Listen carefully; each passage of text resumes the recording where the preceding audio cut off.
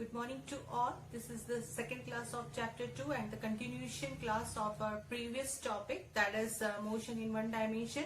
Today we will going to learn about some scalar and vector quantities which we have already studied in our previous classes, but in here we will see these quantities in detail. So the learning outcomes of today's class are concepts of velocity, concepts of acceleration, acceleration due to gravity, and some numericals which are based on the speed, average speed, and acceleration and retardation. Okay, as you have seen that in our previous class that we have talked about that speed and that distance and displacement. So now we will talk about the acceleration, which is the change in velocity. Now we will see our next vector quantity, that is the velocity, and you should remember that is distance, that is the actual length of the actual path, okay, or the actual length of the path traveled by the body.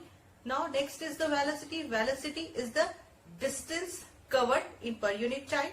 Okay, now we will see the velocity, and velocity is velocity of a body is defined as the distance traveled by a body per unit time in a given direction. That means in brief we can say that velocity is the speed in a particular direction. Okay, so these all are connected. So velocity, to find the velocity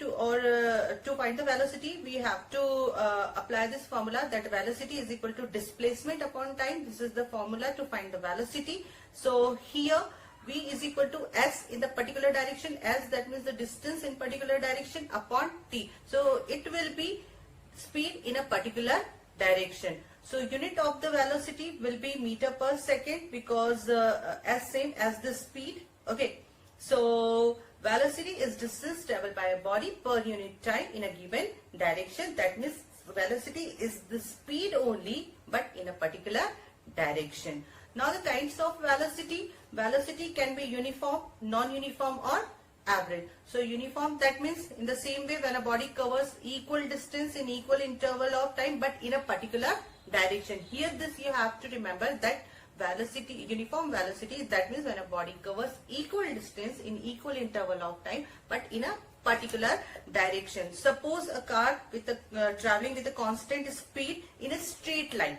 Okay, so it has the uniform velocity. So this is the example of uniform velocity. Now the next one is the non-uniform velocity. That means when a body is moving in a non-uniform speed in a particular direction. That means a body is said to have non-uniform velocity when it covers unequal distances in equal interval of time in a particular direction. That means distance can be unequal or time can be unequal. In such a case we can say that body is moving with the non-uniform velocity. Suppose a car taking turn at a constant speed has non-uniform velocity because its direction of motion is changed. That means it is taking turn. That means the direction is changed. When it was moving in a straight line, it has that uniform velocity, but now it is taking turn. That means direction is changed. That is non-uniform. That is the example of non-uniform velocity.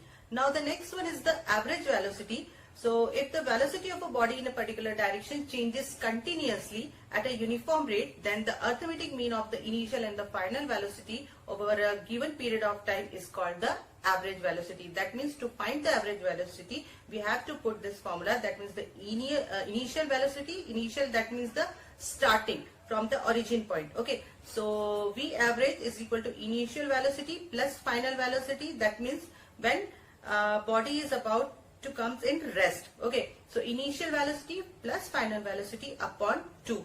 That will be V average is equal to U, where U is the initial velocity, V is the final velocity upon 2. In that way we can find the average velocity. So next topic is the acceleration. Okay, so these all are connected. All the terms are connected. So to develop the idea of the acceleration, let us consider one example. Suppose the body is moving in a straight line with a non-uniform velocity. For example, suppose a train start from rest at any station and it start moving, and its velocity that means the speed in a particular direction increases, and after a certain time interval it attains a constant speed, okay, or constant velocity. So as the next station approaches, its velocity decreases gradually, okay, and finally becomes zero at the last station. Okay, so these changes of the velocity of a moving body are described in the terms of acceleration. So the acceleration is the rate of change of velocity of a body with respect to the time.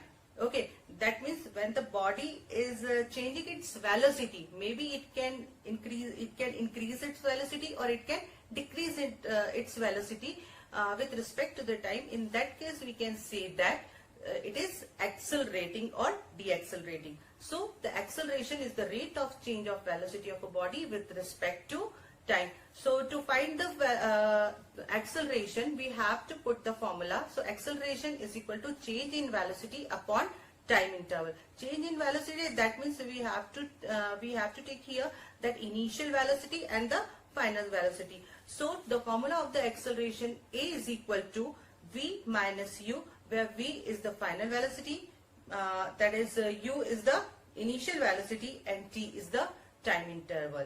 Actually, this is the vector quantity because direction is mentioned here, and the unit of the acceleration is meter per second square, or meter to the power second to the power minus 2. Okay, so acceleration can be positive or negative. So how or when we can say that there is positive acceleration or negative acceleration? Generally, acceleration is called the positive acceleration when the body is increasing its speed in a direction. Okay, then simply it is called the acceleration. So positive acceleration when the final velocity is greater than the initial velocity. That means when V is greater than the U. For example, body falling towards the earth has positive acceleration. That means it is moving with the speed. That means it is it is moving with the constant speed. That means its speed or its velocity is not changing. In that way, we can say that body is accelerating. You can see in the diagram also.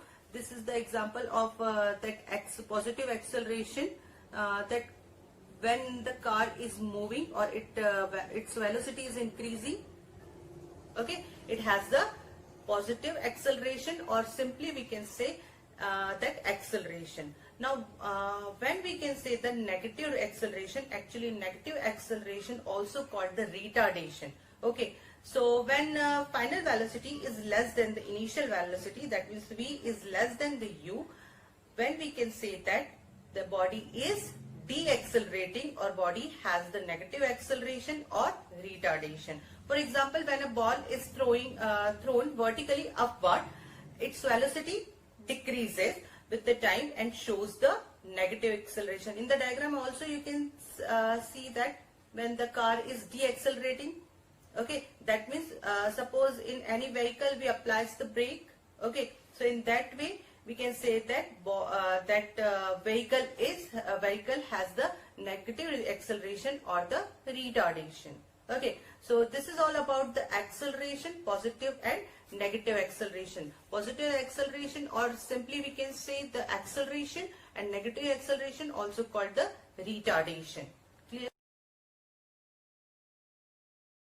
Along with the acceleration, this is the new term, that is acceleration due to gravity, which all you have known about this. That's acceleration due to gravity, that means the uniform acceleration. Uniform acceleration, that means when a velocity of a body changes constantly in a particular direction. Okay, so the uniform acceleration produced in a freely falling body due to the gravitational pull of the earth is known as the acceleration due to gravity, and it is denoted by small g, and its value near the surface of the earth is 9.8 meter per second square. Actually, the value of the g on the earth is maximum at the poles, that is 9.86 meter per second square, and minimum at the equator, that is 9.80 meter per second square, and 0 at the center of the earth. Okay, that means as we go above the surface of the earth, it will decreases, and as we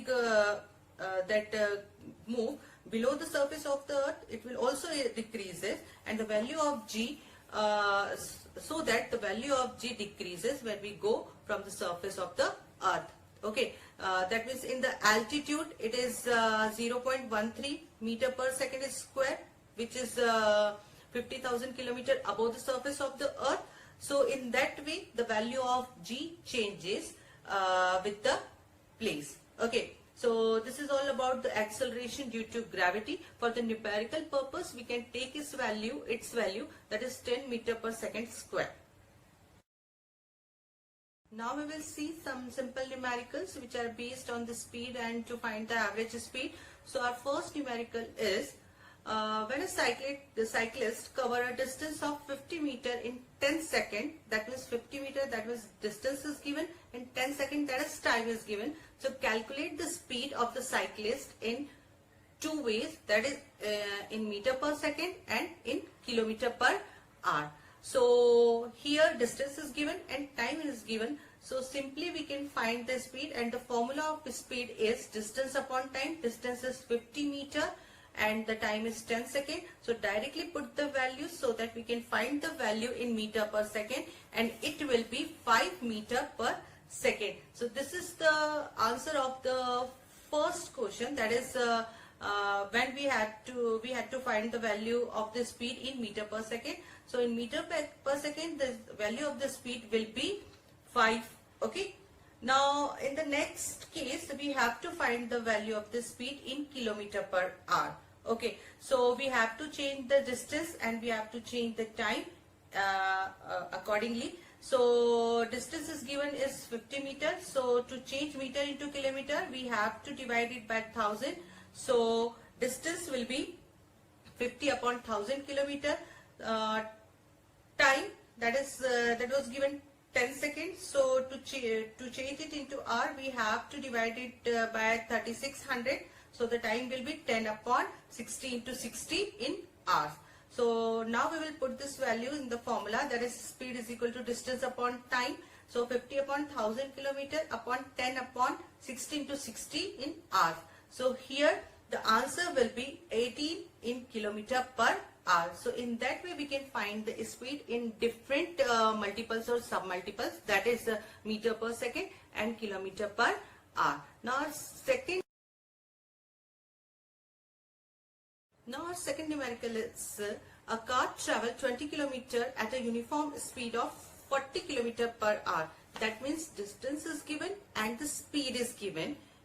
Okay, and the next 40 km at a uniform speed of 20 km per hour. That means for 20 km it takes with the speed of 40 km per hour, and the next 40 km it takes in this the speed of 20 km per hour. So now we have to find the average speed of the car. That means two cases are given here. So we have to find the average speed. Average speed, that means total distance covered in total time. So first we will take the case first when the car is moving with the speed of 40 km per hour. So here distance is given, that is 20 km, and speed is given, that is 40 km per hour, and time is to be calculated. So by using the formula of the speed, we will put the values of the speed and the distance. So here we can find time 1. Time 1 is the time for first case. So time will be half hour or 1 upon 2 hour by solving all the terms. Okay, so time 1, that is T1 is equal to half hour for the first case. Now we will take the second case, that when the car is moving with the speed of 20 km per hour. So here distance is 40 km, speed is 20 km per hour, and time T2 is to be calculated. So by using the formula in the same way which I have done previously, so speed is equal to distance traveled upon time. So putting all the values, we got the value of T2, that is the time for case second, that is of 2 hours. Okay, now how we can find the average speed by this values. So first we have to find the average speed, we should have the total distance and we should have the total time. So total distance will be 20 km plus 40 km as it was given in the question. So total distance will be 60 km, and total time will be T1 plus T2. T1 will be the time for the case 1 and T2 is the time for case 2. So here time will be 2:1 upon 2R or 5 upon 2R by solving this. Okay, so now putting all the values in the formula of average speed is equal to total distance travel upon total time taken. So 60 km upon 5 upon 2R. So by solving this, we got the value of the average speed, that is 24 km per hour. So the average speed of the car will be 24 km per hour. So in that way we can solve the numericals which are based on the speed and the average speed. Okay. Our third numerical is a car is traveling at 54 km per hour if its velocity increases to 72 km per hour in 5 seconds. That means it starts with the velocity of 54 km per hour and after 5 seconds it gains the velocity, that means it increases the velocity up to 72 km per hour. Then find the acceleration of the car in SI units. Okay, that means this you should remember that we have to find the answer in the SI units of acceleration. So the solution of this question is the SI unit of acceleration, that means it is meter per second square. So we have to first we have to change this quantities in that particular unit. So the velocity is in the units of meter per second. So here the initial velocity is given as initial velocity, which is denoted by U. It is given as 54 km per hour. It is given in kilometer per hour, but we have to bring the answer in the SI unit of the acceleration. So we have to change this quantity in meter per second square. Okay, so we will change this unit, that is 54 km per hour. That means kilometer we have to change in meter and R we have to change that R into second. So 54 into 1000 meter and 60 into 60 second. So after converting this, we got the answer as initial velocity U is equal to 15 meter per second. Now we will change the final velocity V, that is given 72 km per hour. So after converting this into meter per second, so we got the answer final velocity V is equal to 20 meter per second. So now we got that initial velocity and the final velocity, and time is already given, that is of 5 seconds. So by using the formula of the acceleration, that is A is equal to final velocity minus initial velocity upon time, that is V minus U upon T. So now we will put the values, that means the new initial velocity and the new final velocity upon time. So 20 meter per second minus 15 meter per second. So answer we got, that is 5 meter per second upon 5 seconds. So in that way we got the acceleration, that is 1 meter per second square. So the acceleration of the car in SI units will be 1 meter per second square. Actually this numerical is based on the positive acceleration or the acceleration only. Okay, but you can change it into retardation also. That means you can change that value of the initial velocity and the final velocity. You can take the initial velocity as 72 km per hour and the final velocity as 54 km per hour. Okay, so you will get the answer in with the negative sign, and that will be the retardation or the negative acceleration. So I hope you understood all the numericals, because numericals of this chapter are very important. So thank you. That's all for today's class. Thank you.